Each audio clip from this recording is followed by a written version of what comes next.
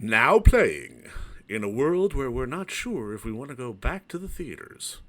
Well, I always say that if you're within the sound of my voice, that must mean you're in the seats with once more. Technically, that's not true right now because I'm on vacation. Believe it or not, I am actually on vacation, but that does not mean that we're leaving the digital space empty for you. What we're doing right now is I'm reaching out to contemporaries and we're doing something that I like to call Critics Corner, where we're talking to fellow critics and fellow friends and just stuff that maybe fell through the cracks for one reason or another, be it on various streaming services or theatrical or whatnot, just stuff that you would have missed. And what we're doing right now is we're talking with a contributor. I have had a couple of cocktails. I will fully own that right now, but we're talking with one of our It's contributors to the the only. site, but he is a friend of the show. He is a friend of the site, and he is a friend in general. We're talking with Mr. Mark Hanson. How you doing today, brother? Oh, I'm good. Did you say you were going on vacation though? You don't I go on vacation, Dave. I gotta The go on hardest working vacation. man in this business. No, that man is actually Richard Krause. That man puts us all to fucking shame. I will just say that right now. I'm doing good though. I'm doing good. Thank you for having me on. This is a pleasure, an honor, and Uh, a privilege. I mean, as much as people can find you over it in the seats, can you share with the good people where else they can find you? And obviously on the day job as well, because your day job is very much sort of tied into what we do in the night job, which is Of what we're talking course. about right now. Of course. Yeah, no, and by day, you can find me at Bay Street Video, one of the world's last remaining video stores.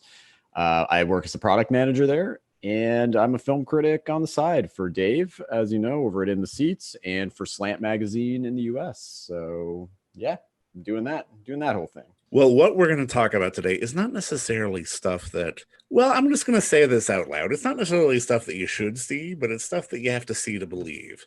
Because we are diving into the oeuvre of one Mr. Nicolas Cage, who I know Mark has a big passion for and a big love for because let's just face it, Nicolas Cage is entertaining as all hell, and when you really look into his back catalog, the reality is he went off years ago. And we're only just kind of noticing it now. I But mean, you could say that's part of his art, right? That's just part of the art. I mean, people want to say that this guy's crazy or whatever, and I'm not going to deny any of those things, but this is a man who is devoted to the art of acting. Let's put it, the art of performance. And for me, it borders on obsession at this point. no, and I mean I think that's a fair thing to say because first off, we're going to look at a movie that well, it only happened a couple of years ago, but it's uniquely special because it really is Cage in sort of a very unhinged, almost, drunk kind of way, if that makes any kind of sense. And I mean, I will fully admit I'm a little drunk in recording this podcast right now, but it's Cage at his most crazy in a bad wig and a bad mustache in a film called Arsenal, which came out in 2017, and it's the Yep. story of a construction company owner played by Adrian Grenier, if that's not enough of a sign, that has to What are you rescue talking about? Adrian Grenier is a fine thespian. that has to save his brother, a petty crook played by Jonathan Sheshak. If like I probably Isn't it mispronouncing Jonathan that. Sheck? Is it Yeah, Jonathan I think that's Sheck? it. I Yeah. think that's what it is. He was a big deal for me in the 90s, from the Doom generation, but maybe more importantly, the Forsaken vampire film Yes. in the Yeah. early 2000s. Come on, let's not forget about that. But he's abducted by a vicious mobster played by Nicolas Cage in a bad wig and a bad mustache, Ooh. chewing the scenery to the nth degree. And Adrian Grenier has to go to his friend who's a police detective played by John Cusack to sort of save his brother, and it gets even messier than you can possibly imagine. But I mean, Mark, walk us through a little bit of just sort of the unbridled insanity that is Arsenal. Well, Arsenal is, I mean, at first glance, it would be maybe easy to overlook this film. It is one of several, VOD action type projects that Nicolas Cage has done in the last several years, especially before kind of getting more mainstream prominence again lately. This is, I believe, a Randall Emmett production. Yeah, this is a Randall Emmett film, who is, of course, a notorious producer of like cheap VOD stuff and directed by the Hollywood. Stephen S. Miller, who is And also a notorious it director is. of a lot of cheap, who's done the occasional good film. Well, you know, Stephen C. Miller, right? Stephen C. You know, Miller, and yeah. he's kind of an interesting case because you're right. He's directed a lot of those type of movies.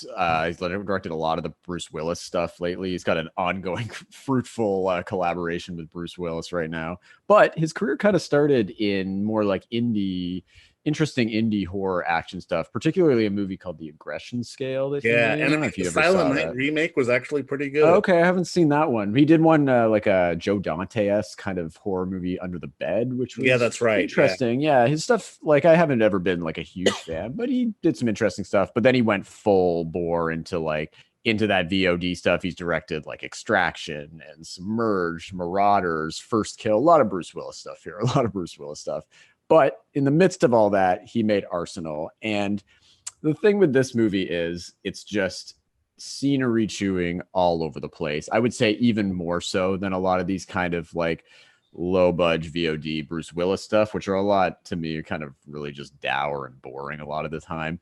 This movie, yeah, you've got like Adrian Grenier and Jonathan Schaech kind of shouldering the more like serious plot elements of it as brothers. But you know what? I don't even care about any of the plot in this movie, really. Like the plot, you were just mentioning the plot. I'm like, I don't even remember half of the stuff that happened. But what you're going to remember in this movie is the performance of one Mr. Nicolas Cage, as well as I'm going to throw out there the performance of John Cusack, who has a supporting role as well, and wears an amazing sort of do-rag baseball cap combination the entire time, which is really, really funny. And I mean, it's funny to see the setting because I mean, this is a film that, I mean, if I'm correct, like they never really say it, but it's New Orleans. It's definitely the South, as it were, but.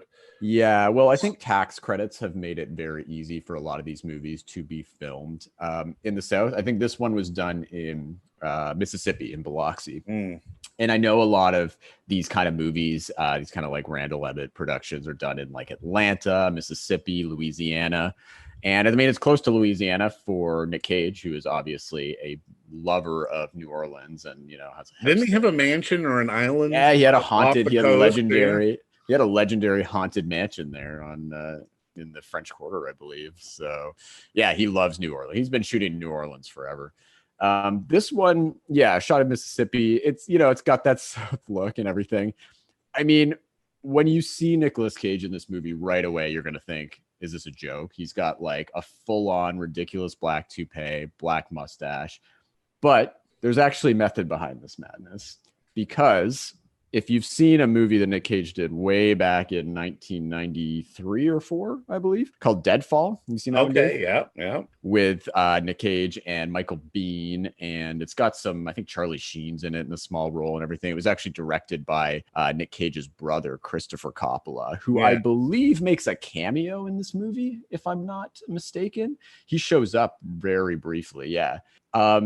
Nick Cage plays the exact same character in this movie that he played in Deadfall. The Deadfall, he has the same ridiculous wig, the same ridiculous mustache, and he overacts the hell out of it. There's if you just search Deadfall Nick Cage on YouTube, it'll come up with this legendary clip of him like freaking out in this ridiculous getup. That's a great movie. I highly recommend Deadfall, and I honestly would have suggested bringing it up more if it was on a streaming service somewhere, but it looks to be pretty kind of unavailable right now, except for like crappy full screen DVDs of it. But it is a great time. The only weird thing is his character actually, spoiler alert, dies in Deadfall. So now he's kind of back under like a different name, but it's clearly the same characters. So here's Nick Cage, you know, riffing on a performance from 20 plus years prior in this like otherwise fairly generic kind of like straight to VOD movie. He's doing this like weird kind of performance stunt in it, I have to. And you know, it's weird because when I watch something like Arsenal, it really sort of harkens back to sort of that in-between period between the Rumblefishes and the Peggy Sue and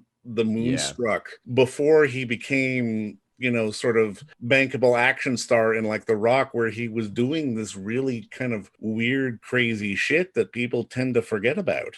Yeah, I totally agree. I mean, there was a period there that a lot of people forget. I think he had his, like, you're right, he had his 80s period where he kind of came out to the world and everything. And that kind of culminated with like Raising Arizona, Peggy Sue got, or not so much Peggy Sue got married, but Moonstruck. And then he did, like Wild at Heart. But there's a period in the early 90s, maybe between like Wild at Heart and I would say like when he wins his Oscar for Leaving Las Vegas, that, yeah, he did a lot of bad thrillers, bad, rom-coms that not necessarily bad because I get enjoyment out of them, but things that people often forget about. And some legit great thrillers like John Dahl's Red Rock West is a fantastic movie that people don't really give its due. And he's in that. So I don't know. This does kind of harken back to that in a way that it stands out to me from like a lot of the other bad VOD stuff he's doing these days. Movies like Stolen or Seeking Justice or Rage, like all these movies, you can tell he's kind of sleepwalking through a little bit and it's just like even more generic. But here he's actually trying to go for some sort of bizarre character thing, and it almost elevates the whole movie around him, I want to say.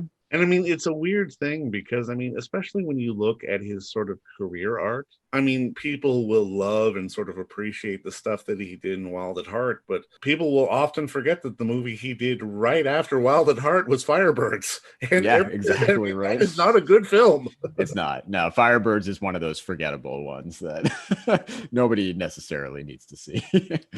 No, but I mean, it makes you sort of appreciate sort of how gonzo he goes with this stuff, because I mean, obviously he had his guarding tests and it could happen to you, but then right after that it's like Kiss of Death where he's little Junior Brown and he's going full on gone. And you're right, this is actually kind of reminiscent of his Kiss of Death performance too, because it is a bit more of a supporting role in this, and he does have this kind of this over the top like gangster kind of guy that he's playing, and Kiss of Death is another, I would say, I wouldn't say the movie is necessarily great, but again, another fascinating performance from him. But I mean, you look at a 4-year period, especially sort of in the mid 90s when he was theoretically at the top of his powers.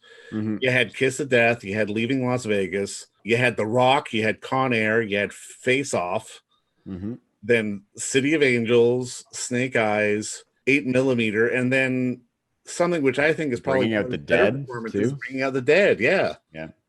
No, that period of like the late night, I would say from like 95 when he won that Oscar to maybe like 95 to 2005. I would say that decade, 95 to 2005 was kind of his biggest, most popular era.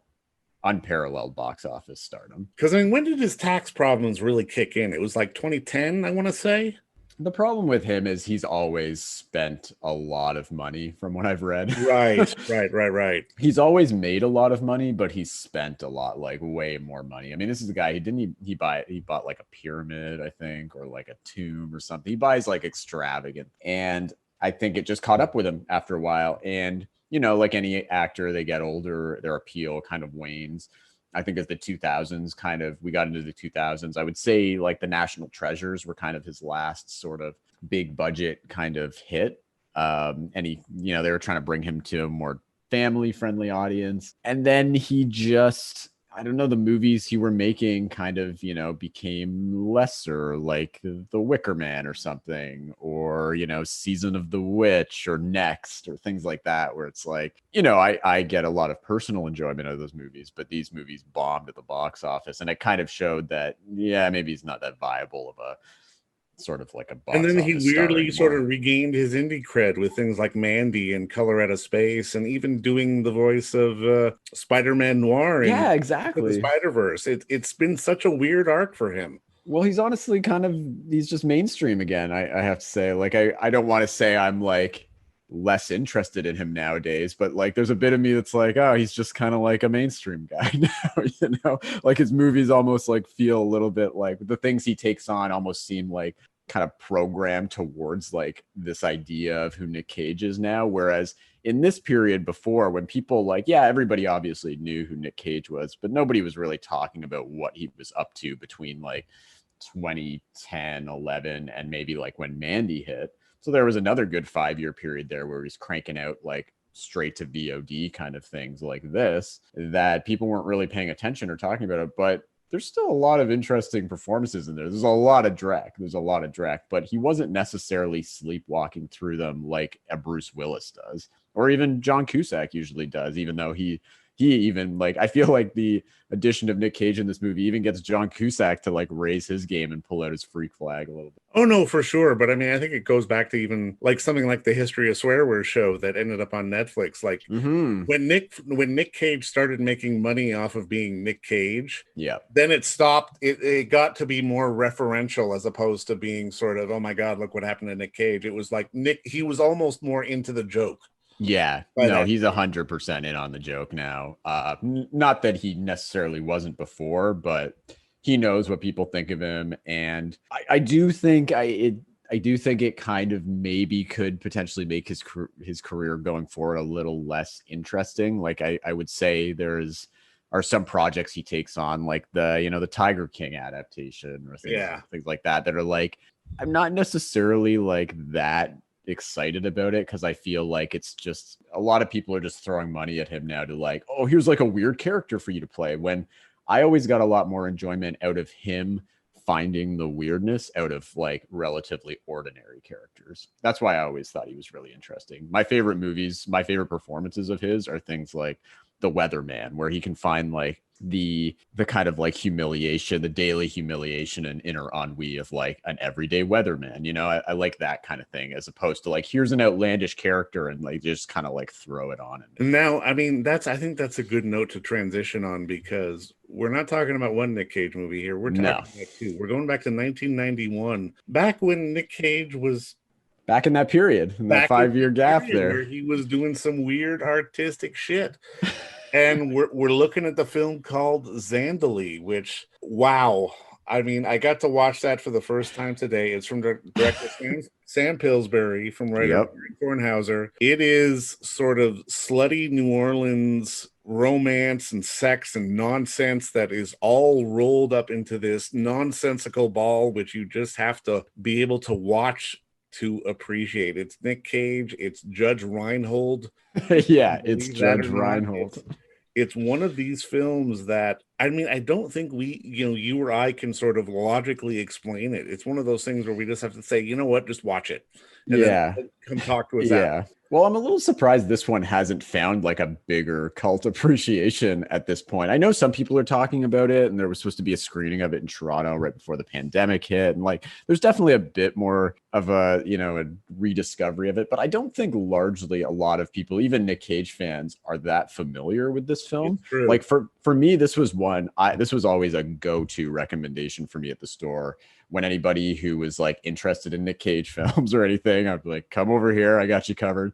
And they wanted something from him that like isn't the big ones like The Rock or Face Off, like something like, give me like a crazy weird Nick Cage movie. This was always my go-to recommendation, because nobody has ever heard, despite the ridiculous title, like how ridiculous he is in this movie, nobody seems to have heard of this. And I think I would chalk that up to maybe it just being unavailable in any sort of decent form. Like, it is on DVD, but it's like a really crappy looking full screen early DVD. And luckily now it is on Prime, which is great. So I watched it again for the first time in many years on Prime. And I don't know what you thought, but the transfer on Prime, even that doesn't look very good. Like, doesn't it look like it's kind of like cut off at the top and bottom? Like, there seems to be some cropping going on. I don't know. Even the print on Prime looked terrible. So, but I mean, even in watching it, I was like, oh my God, Vivica Lindfors is in this. Oh my God, Joey Pants is in this. Oh my God, I know. Emmys is in this. It's got a cast, oh my right? God, Marissa Tomei is in this. Yeah, it's got a crazy cast. I mean, it mainly revolves around Cage, Reinhold, and the female lead played by Erica Anderson, who I'm not that familiar with outside of this. I don't know if you are at all. But yeah, you get some great actors in supporting roles, like you were just saying. But yeah, if you haven't seen this movie, I would say it's definitely like one of those late night kind of Cinemax skin flicks or something that you would see on TV in the 90s, but with like a couple of, more major Hollywood stars in it. Not that Judge Reinhold is a major Hollywood star anymore, but at the time, 1991, I mean, he had some clout, right? Oh, no, for sure. And I mean, especially with the female lead, it's like she had a couple of segments on the Twin Peaks show. She was in Nightmare on Elm Street 5. So it wasn't necessarily like like theoretically, this was supposed to be her big break, but it didn't happen because Zandalee didn't Yeah, go anywhere. it doesn't really go anywhere. I mean, to set it up, basically, this plot simply is that Zandalee is the name of the female lead. Like that's actually her character's name. And yep, they live in the French Quarter in New Orleans. Great location, great atmosphere. And then they basically, so she is just married to Judge Reinhold. He used to be like a poet. He used to be like an artistic poet. And now he's just like a businessman. He's like taken over his father's company and everything. And worse yet, she's like super horny for him and he can't get it up. This has like made him impotent, basically, this job. He just can't, he's basically stifled because he can't be creative. And my favorite line, I even wrote it down at one point. He's like, when he can't, they're trying to get it on and he just can't. And he's like all frustrated. And he's like, I'm a paraplegic poet. And then she responds with, oh, I wish you were paraplegic. Then I would understand it. And I'm like, what is that exchange? Who is right? And this isn't even a comedy. You think this is a comedy we're watching? This is like played as straight drama here. But we haven't even gotten to our main man, Nick Cage, who basically shows up to mess everything up here. And he is an old friend of Judge Reinhold's, an artistic buddy. He's a painter and he still paints. And basically he reawakens passions in Zandalee. And they just have a torrid love affair while Judge Reinhold like slowly starts to figure it out. Lots of sex in this movie. Lots of sex between Nick Cage and Zandalee and Eric Anderson. Lots of nude painting because he's a painter. Lots of just like really cringeworthy sex scenes, which for me is great comedy. Great comedy. And I mean, I look at the credits of the director, from the director of Free Willy 3. I saw that, yeah. from the writer of The Quiet Earth, which I actually like. Which you like, right? Also from the writer of National Lampoon's Endless Bummer. Oh, I saw it's one of those things where it's like you see the people involved and you see the loaded cast. It's like you have to see it to believe it, because this is one of those movies that shouldn't work nearly as well as it does for being nonsense trash, but it embraces being nonsense trash. It does. If you're looking for that sort of like post Tennessee Williams kind of like Southern Gothic trash, it's clearly taking the Tennessee Williams thing. Like for me, I think Sam Pillsbury, the director here, you know, looking at his career, he did a lot of TV movies after and a lot of crap like Free Willy 3. But I think this was probably supposed to be some sort of breakthrough project for him. This seems like a passion project to me that he was trying to get off the ground, and he puts a lot of his like heart and soul into, which kind of endears me to it a little more, because there's a real heart beating underneath all this like ridiculous trash. But don't get me wrong, this is ridiculous. Like it's hard to take any moment in this movie seriously at all. And I mean, I think it's the only movie that I've seen of the sort of Nick Cage canon where somebody is actually coming close to matching the Cage energy, because as much as people refer to Judge Reinhold as like, you know, Beverly Hills Cop and everything else that he's done, he goes kind of batshit in this movie, and it's fun to watch. He is ridiculous in this movie. I mean, I never have a problem with Judge Reinhold. I always thought he was funny, but he throws on a thick Louisiana accent in this. I mean, which only works about half. Like he starts it off and it's really thick, and you're like, oh wow, he's really going for it. But then he kind of loses it, you know, halfway through the movie. Then it comes back on. I mean, it ends in, I don't want to spoil it because I do think you should definitely go and watch this movie right away if you can. He has a ridiculous climactic sequence, basically, where everything kind of comes to a head, and, you know, he pulls out a gun, and I won't say anymore, but he goes way off the rails. So it was a treat. It was a treat to see that, because it's hard to match Nick Cage in this, because Nick Cage is real over the top, like right from his opening sequence. He basically enters the film into a bar. He's like silhouetted in like the doorway of the bar. Yeah. And he just walks in. He bends down. He shakes his head around with his huge mane of hairs just going everywhere. And then he walks in like, I'm here, baby. And it's like definitely one of my favorite Nick Cage intro scenes. And he carries that energy through the whole time. I mean, I will say he basically just sexually harasses Zandalee the entire movie until she, you know, succumbs to his charms. He's pretty greasy in this, obviously. But damn, you didn't have me laughing, man. But I mean, I think if there are any two movies that really sort of encapsulates the Nick Cage insane energy that, I mean, you and I have both sort of written about and sort of tried to describe on various shows. I think it's these two films because Zandalee obviously brings out sort of the sleazy trash sort of energy, while Arsenal brings out this sort of batshit I don't give a fuck energy sort that really sort of encapsulates what his career has been all about and his life has been all about. For a man who has bought haunted mansions and islands and sort of Right. exotic zoos to only be chased down by the IRS. Yeah. If you need to know about who Nick Cage is as a performer and a human being, I think these two films really do a very good job of sort of summing that all up. Oh, I totally agree. Like, yeah, I mean, obviously there's a lot better films and a lot better Yeah. performances in his canon, but like, you're right. I think both of these, you see him giving full commitment, 100% performance commitment to pretty ridiculous, over the top personalities in movies that don't necessarily deserve them necessarily. Yeah. It's just the movies themselves. I would hesitate to call Zandalee or Arsenal a good film. Like, they definitely don't reach the same sort of peak, Cage movie goodness as like some of the ones I really, really love. But they both, like, his performance in both of these carries me through the entire film, and I think that's all you got to need to know about this guy, really, to Yeah, they're understand what not his appeal necessarily is. films that you should see, but they're films that you kind of have to see. Yeah, especially if you're a Nick Cage fan. I feel like both of these have gone fairly underrepresented in all the Cage talk. I don't think they get their due as much as some of the bigger ones, and I think the time should change for that. And you know what? I think the time is now because both Zandalee and Arsenal are available on Amazon Prime if you are a Canadian listener. And you know what? In the sweaty heat that we're living in, be it right now or when this airs, I'm not sure exactly when that's going to air, but it's the summer. These are hot as hell summer movies Oh, they that you are, need to yeah. let sort of wash over you. And I think they fit perfectly with sort of the July, era. If you're not sort of eager to run back to the theater and you need something to watch that you necessarily haven't sort of experienced, both Zandalee and Arsenal kind of fit the bill because they're sweaty, they're weird, but you just can't look away from them either. Oh yeah, 100% agreed on that. And if you watch Arsenal and need some background info, please go seek out Deadfall too. It'll just add even more to the picture of Arsenal for you.